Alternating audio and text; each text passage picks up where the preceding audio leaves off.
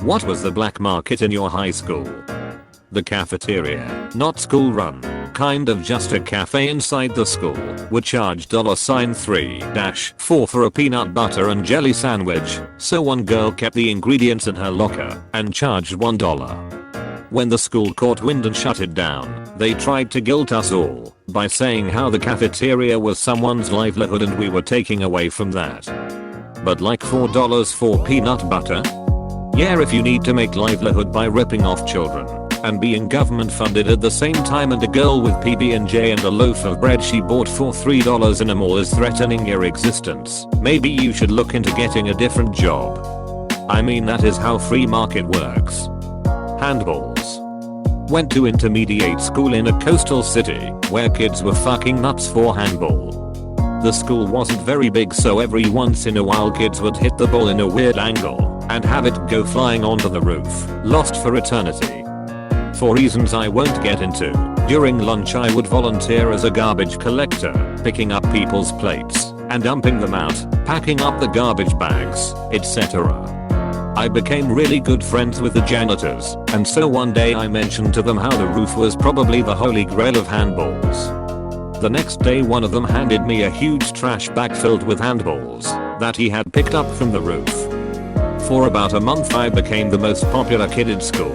Why would you take and throw out all the trash? Unrelated, but I always tell people to make friends with cleaners, maintenance guys and security. Having links with them can be extremely useful. I second this. In elementary school I was friends with the janitor and Jude would hook me up with candy. I always had access to my classroom that was locked. In high school it got me access to the concessions stand for the football and baseball field. A lot of candy went missing when I was in high school. He gave you candy and took you into a locked room. Sounds fun, edit. Oh, my first silver. I was one of the first people in my high school to get high-speed internet. My computer had a 2x CD burner, and Napster was going full swing back then, so music $5 for a burned CD with whatever songs you wanted. I made a pretty decent amount of money, maybe $40-50 week, for about a year. It beat mowing lawns and shoveling snow, that's for damn sure. My school ended up banning soda because it was too sugary. They replaced all the soda vending machines with Gatorade and started to serve only fruit punch and pink lemonade in the cafeteria. So my band teacher started secretly selling soda out of his classroom. The classroom was by itself on the far end of campus, so no other teachers were around. The band students spread the word to other students, so he had a nice stream of customers, and he used the money to buy band equipment, since the school wouldn't fund him. Band, theater, and art shared a budget with sports, so of course sports always got all the money. T83 calculators. Everyone had to have one and some people could not afford them. We had one guy that was known to steal them from other students and resell to people that needed them. The theft was so bad that the administration bought an etching tool and we had to etch our names into the calculators. It all came down when the supplier sold a kid back his own calculator with his name on it. The kid got in a fist fight with the supplier. Bad fight. We broke it up and administration came running in. They picked up the supplier's backpack and he had like 50 calculators in it. He was expelled. He was also really dumb. He is currently in prison for trying to hold up a taxi cab with a squirt gun. Cab driver pulled out a real gun and called the cops. Dude sounds like Peter Griffin Mayo. Went to a very strict boarding school that essentially prohibited most things. So a black market existed with practically every student having their own product speciality, from music, to potato chips, to drugs, to porn, to candy, to books etc etc. I was the soda guy. You wanted soda. I had you covered. I went to a strict co-ed boarding school and the candy guy used to trade candy for head. Can't say I wasn't tempted at times. Trade candy for head. I can't imagine anyone being so desperate for candy that they agree to this. I mean, it's not like it's crack or anything. Step 1. Be attractive. Maybe this isn't the case in Op's story, but I knew someone at another school who had a similar thing going with alcohol. The thing was, he was a really hot dude and a lot of girls, and others, wanted to suck his dick or whatever anyway. It wasn't really about the drinks, they knew it, and he knew it. This didn't happen in high school, but rather in elementary school. Every few months we would have a book fair type of thing at school, and every time I bought a Pokemon book. By grade 3 I had about 6 of them. I started lending the books to other kids in my class, and they would read them instead of paying attention.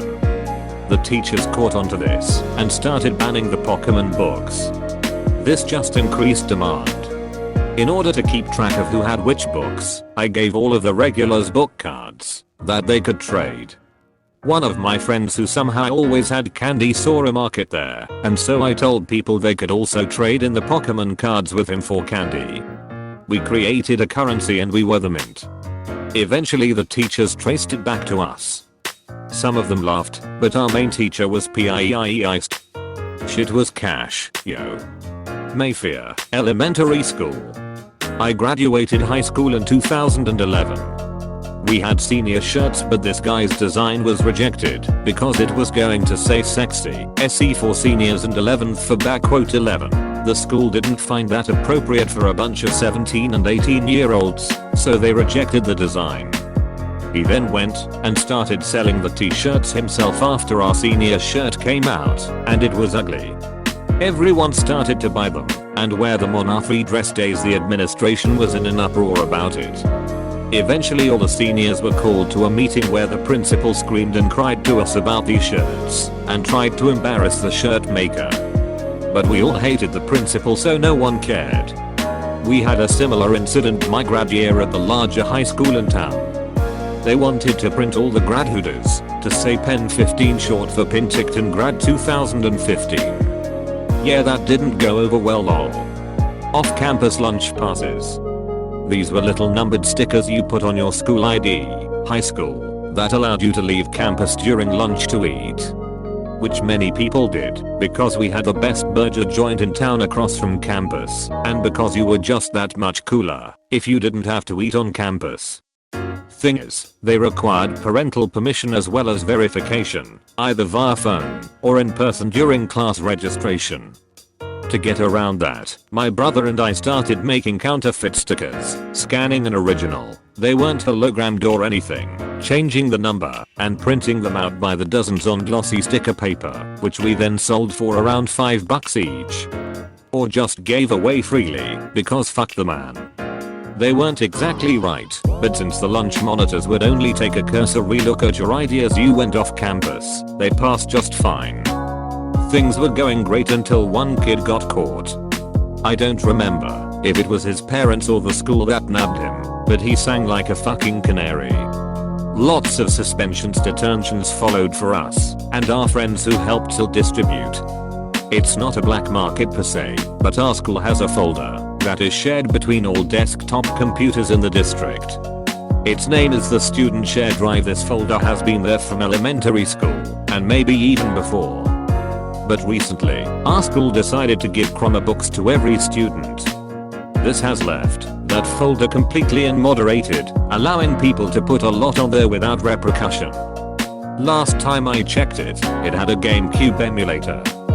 Sounds like the shared drive for religion class we had in high school. Buddy and I uploaded a couple games and we were regularly playing COD 4 in class with 8 people or so. Eventually we found out after someone uploaded some moderately offensive photoshops of teachers which got spread. Well, turns out it knew all along, which we already suspected, cause how the hell would 30 GB of games not go unnoticed, and were actually playing the games themselves. Even added a few games too. They then offered to set up a hidden directory, principal didn't know, with all games, and left it up to us to decide who got access. Fucking love it, people. Soda bought for $1.50, sold to students for $2.50. A backer.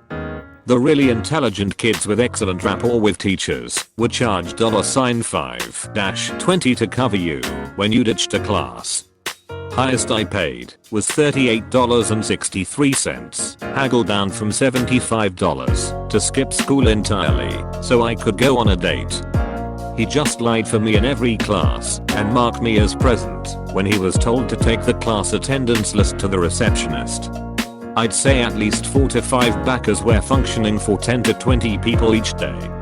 I did it for one day and made $130. Got caught because a kid's parents called in. The next day he cracked and ousted.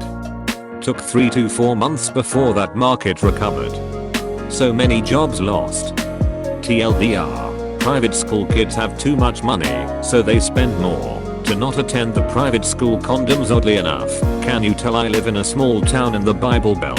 Hell, you could get the things for free from the health department, but damned if people didn't recognize each other and talk. Same with buying them in stores. Hell, my ma didn't care. We'd take my sister for her depot shot. I'd pick up a paper sack of condoms, sell them for 50 cents a pop to the junior high kids. Hell, it's how I paid for art club fees and money for the trips. Holy damn, I was expecting innocuous stuff like the Pokemon cards or Beyblades that were traded on the down low at my school.